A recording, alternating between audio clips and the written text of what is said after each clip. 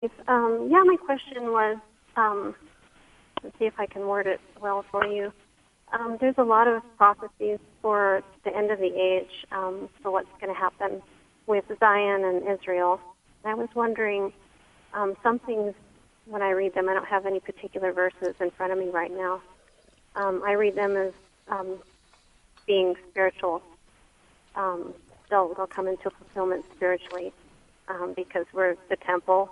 We're being built up into living stones, and these references that are made for us in the New Testament.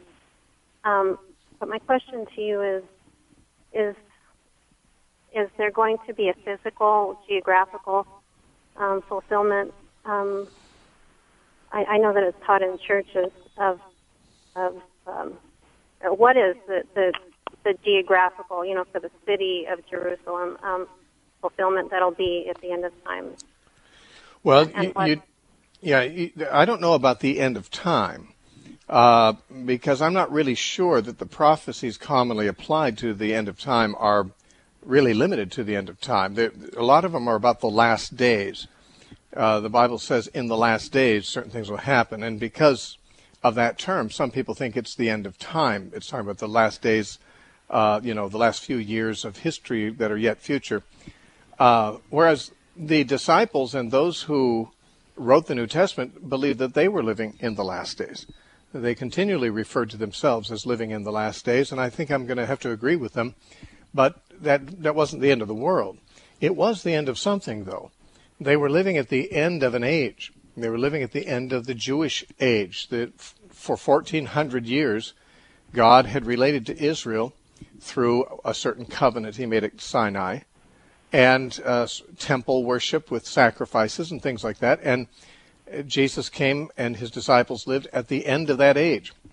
It came to an end just 40 years after Jesus died and in the lifetime of some of his apostles. So they were living, in a sense, in the last days of the temple era of Second Temple Judaism. And that is what I think the last days refers to in many of these passages. Now, I'm with you on at least one thing you said, although you didn't mention any particular scriptures. You said you spiritualize those things.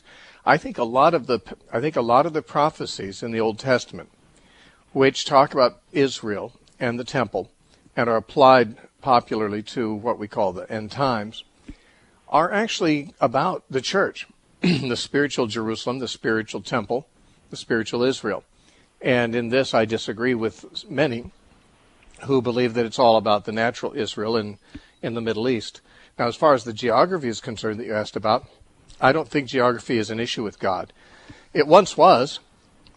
Jerusalem was once a holy city. It once had the temple in it, and God was worshipped there in the temple. But the woman at the well asked Jesus, where should we worship, in Jerusalem or in this mountain where we Samaritans typically worship? And he said, woman, it doesn't matter where you worship. The time is coming and now is when people will not worship in Jerusalem or in Samaria, but those who worship God will worship him in spirit and in truth.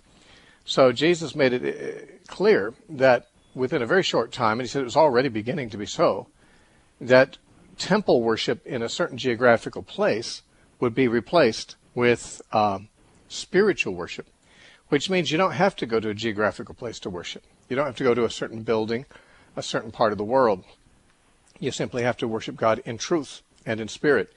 And so I don't think there's any special geographical significance about Israel or Jerusalem in the last days.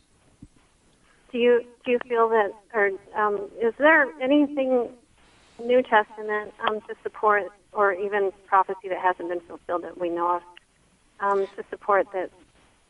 How will all of Israel be saved, and what does that mean? Aren't we part of Israel because we're grafted in? Right, exactly, and that's what Paul means. All Israel will be saved, including the Gentile part of it.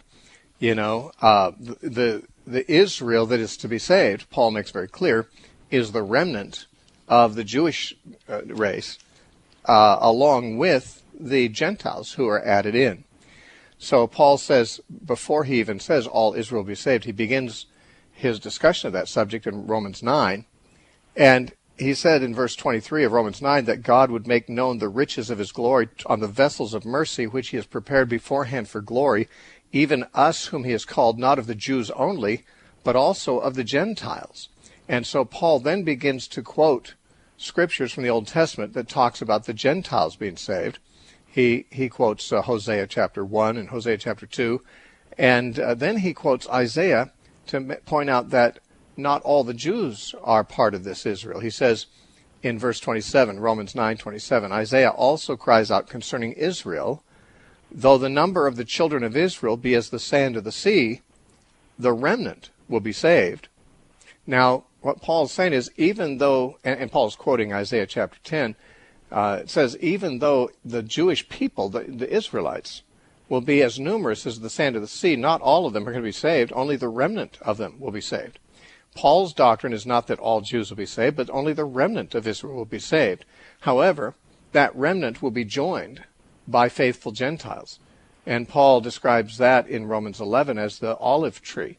The unfaithful Jews, like branches, are cut off the tree. Of course, the faithful ones remain. And then the faithful Gentiles are added to the tree, grafted in, so that the tree Israel is made up of Jews and Gentiles who are faithful to Christ, and only of them. So it's, in other words, the same group that we call the church, the faithful Jews and Gentiles together in Christ. That's the Israel that will be saved. And so Paul says, Israel, the Jewish people, have partially been blinded. That is, part of the nation of Israel has been blinded, not all of it, and so that the Gentiles can come in. And he said, in this way, all Israel will be saved. So that's Romans 11:26. I'm sorry. Well, no, it's okay. I was pretty much done. Go ahead. Will there be a fulfillment of a third temple being built, and what would the desolation that the abomination that causes desolation be? Is that in our hearts? Is that pride in our hearts? Well, there's no prediction about the third temple being built. Certainly none in the New Testament. There's no New Testament discussion about a future Jewish temple. And the references in the Old Testament, which are usually associated with it, normally Zechariah 14 and Ezekiel chapters 40 through 48, those passages do describe a temple, but they don't necessarily predict a new Jewish temple. So there's no actual prediction that the temple will be built in Jerusalem again, and the New Testament is totally silent on it. Some people would say that 2 Thessalonians 2 would predict a new temple, because in 2 Thessalonians 2, Paul said that the man of sin will sit in the temple of God, claiming that he is God. This is 2 Thessalonians 2:4. It says,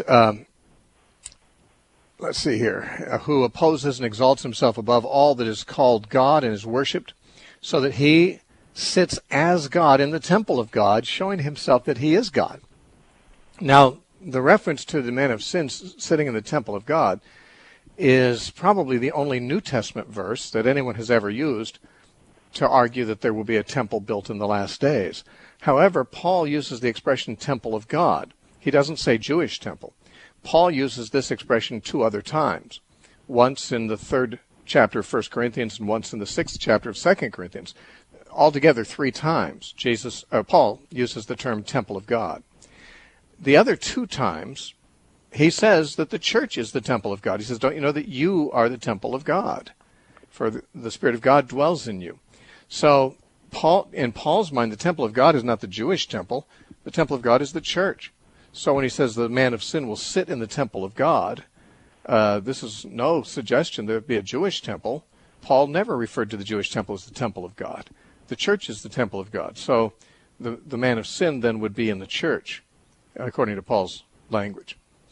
Now, as far as the abomination of desolation, Daniel speaks of 2 abomination of desolations. One he mentions in Daniel chapter 9, verse 27, which comes after the Messiah was killed. He says the Messiah will be cut off, and that means killed, and then the people of the prince that shall come shall destroy the city and the sanctuary. That's the Romans coming and destroying Jerusalem and the temple.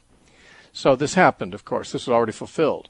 And Jesus referred to this statement in Matthew 24 and verse 15, where Jesus said, or verse Yeah, 15, I think it is. He said, when you see the abomination of desolation spoken of by the prophet Daniel, he's talking to his disciples about when they see this happen.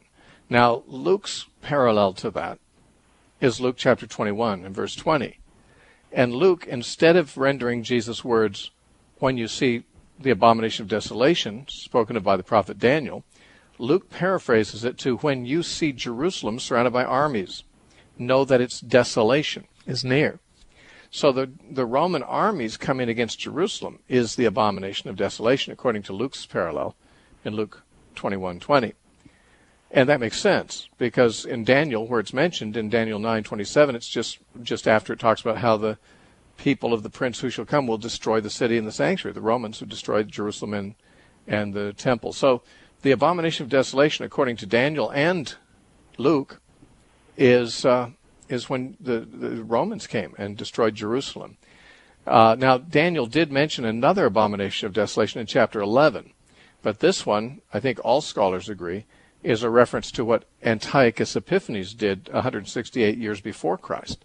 And that's not the one Jesus was predicting. There's two abomination of desolations. One is the coming of the Syrians under Antiochus Epiphanes and desecrating the temple. And then there's which is mentioned in Daniel 11. And then there's the abomination of desolation mentioned in Daniel 9, which occurs after the crucifixion of the Messiah, which, of course, is the one Jesus predicted. He said that you'll see it, and you should flee from Jerusalem when you see it. And Luke paraphrases that as Jerusalem being surrounded by armies. So there's two things in the Bible called abomination of desolation. One is the desecration of the temple by Antiochus in about 168 BC. The other is the Romans coming against Jerusalem and destroying the temple in AD 70. Wow, that's great. Thank you. I appreciate that. All right. I appreciate your call. God bless you. Thank you. Bye now.